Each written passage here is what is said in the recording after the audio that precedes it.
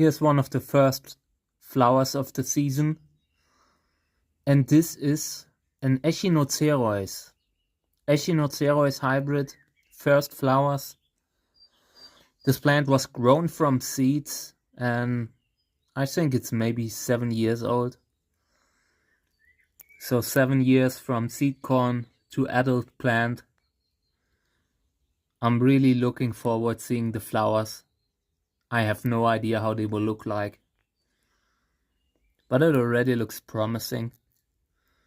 What's noteworthy is that Echinocereus has spines on the flowers. That's something you don't see on many other cacti. But the flowers are really beautiful, small but beautiful.